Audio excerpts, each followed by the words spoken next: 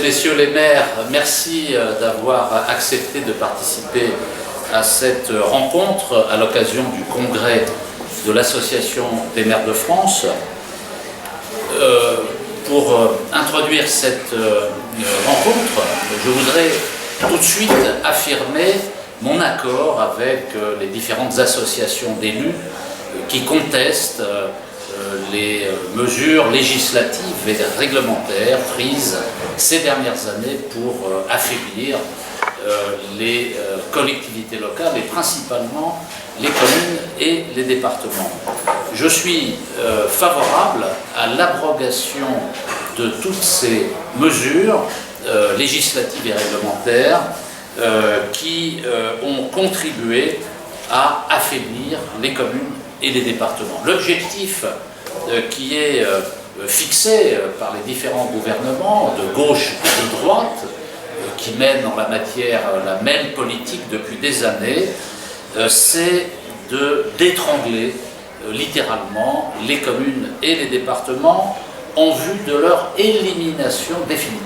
Tel est l'objectif, éliminer les communes et les départements. D'ailleurs, les dates des obsèques sont déjà fixées pour les années qui viennent. L'objectif est d'aligner l'organisation administrative et démocratique de la France sur les besoins des firmes multinationales à partir des métropoles. La métropole devant jouer un rôle essentiel dans la nouvelle architecture qui est prévue par les pouvoirs publics. Et malheureusement, l'expérience le montre, toute logique territoriale fondée sur les métropoles va provoquer un effet d'aspirateur, c'est-à-dire que les activités qui demeurent encore dans un certain nombre de villes petites et moyennes vont avoir tendance à être aspirées par les métropoles parce que ces métropoles vont concentrer l'essentiel des budgets, l'essentiel des ressources intellectuelles, financières, et donc les entreprises vont se délocaliser cette fois-ci, non pas de la France vers l'étranger, mais à l'intérieur même de la France, des petites communes, des communes moyennes, même de grandes villes d'ailleurs, mais qui ne sont pas des métropoles, vers les métropoles. Tout ceci, donc les inégalités territoriales vont croître, alors que les services rendus à la population vont décroître. Tout ceci est organisé, planifié par l'Union européenne, et j'ai d'ailleurs pris avec moi le dernier document de la Commission européenne qui s'appelle « Recommandations du Conseil » concernant le programme national de réforme de la France pour 2016 et portant avis du Conseil sur le programme de stabilité de la France pour 2016 daté du 18 mai 2016. Que peut-on lire dans ce document? On peut lire d'abord évidemment un encouragement à la loi travail pour aller encore plus loin, et dans le bilan qui est fait par les autorités bruxelloises, on peut lire par exemple: il serait possible de préserver la capacité d'investissement des collectivités locales en combinant la réduction prévue des dotations de l'État avec un renforcement du contrôle de leurs dépenses et notamment une limitation de la croissance de leurs dépenses de fonctionnement. Qu'est-ce que ça veut dire, les dépenses, la limitation des dépenses de fonctionnement? Ça veut dire une diminution du personnel, pour l'essentiel. Mais le personnel communal, à quoi sert-il? Il sert à faire fonctionner les services publics locaux, les écoles maternelles, primaires, les centres de loisirs, les colonies de vacances, les espaces verts, l'entretien de la voirie. C'est cela, c'est à cela que servent les employés communaux. Donc pression à la baisse de l'emploi dans les collectivités locales. Les maires vont être placés devant une contradiction intenable parce qu'ils s'engagent auprès des élus, auprès des citoyens, mais ils ont de moins en moins de moyens pour répondre aux besoins des citoyens. Et ensuite, les réformes, les recommandations qui sont faites. Donc voilà ce que recommande l'Union européenne dans cette note du 18 mai 2016. Accentuer les efforts pour accroître le montant des économies générées par les revues de dépenses, y compris en ce qui concerne les dépenses des collectivités locales d'ici à la fin de l'année 2016. Bon, bien moi je suis aux côtés des élus, aux côtés des citoyens qui protestent contre cette strangulation des communes et des départements. Je voudrais maintenant dire un mot sur les raisons pour lesquelles nous avons organisé cette rencontre, hormis le fait d'exposer rapidement ma position sur la situation des collectivités locales, mais bien sûr, comme maire, vous avez probablement déjà été sollicité pour donner votre parrainage dans le cadre de l'élection présidentielle des 23 avril et 7 mai 2017. D'ailleurs, ce matin, j'étais devant le Congrès pour distribuer des tracts, discuter avec les élus, et l'un d'entre eux m'a dit qu'il avait déjà 33 demandes de parrainage. Eh bien, en effet, il va falloir choisir et faire le bon choix. Je vous sollicite à mon tour, en ma faveur, bien entendu. Les maires, particulièrement ceux des petites communes et des communes rurales, ont souvent le sentiment de ne pas compter dans la vie politique nationale et de ne pas avoir les moyens de peser sur les grands enjeux.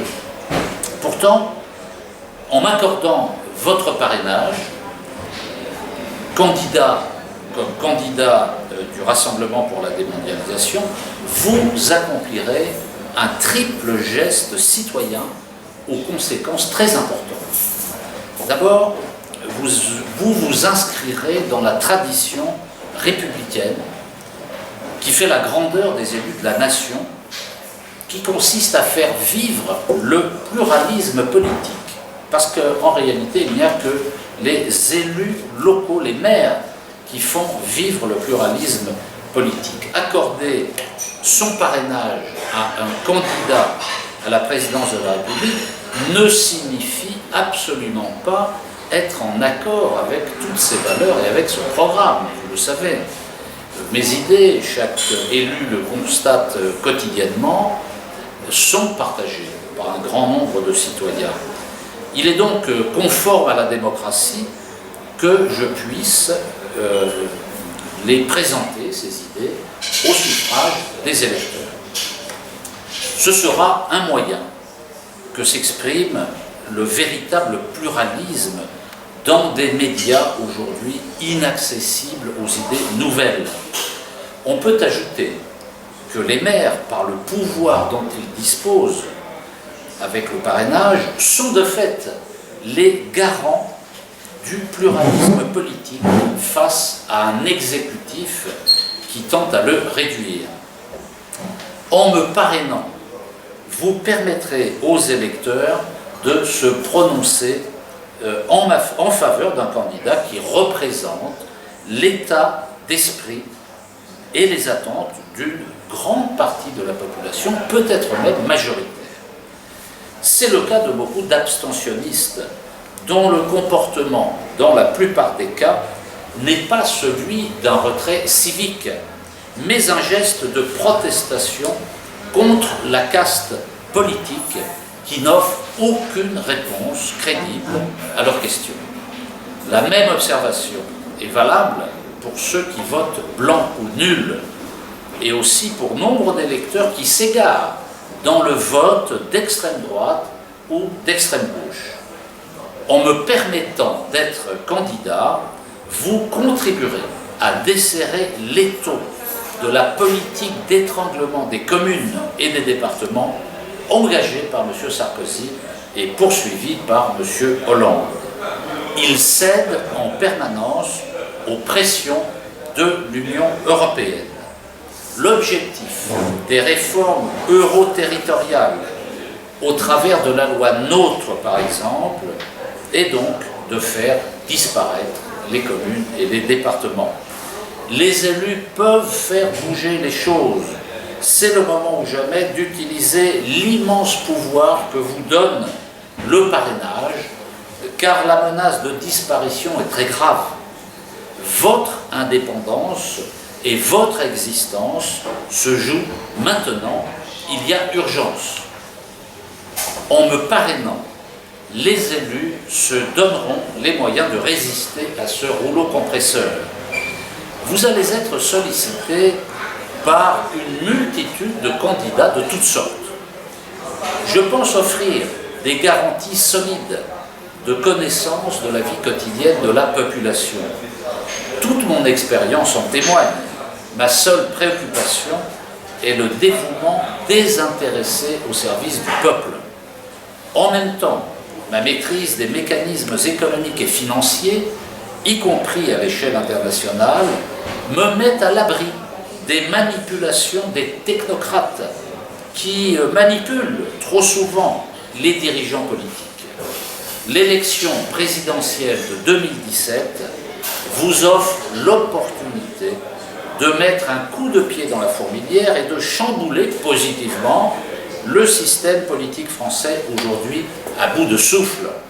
C'est ce qu'attendent les Français et vous trouverez sur mon site internet ma biographie, bien sûr, comme tous les candidats, une présentation du Rassemblement pour la démondialisation, au nom duquel je suis candidat, un formulaire de pré-engagement pour me parrainer et un formulaire boule de neige pour inviter, si vous êtes d'accord, d'autres élus que vous connaissez à me parrainer. Je vous remercie.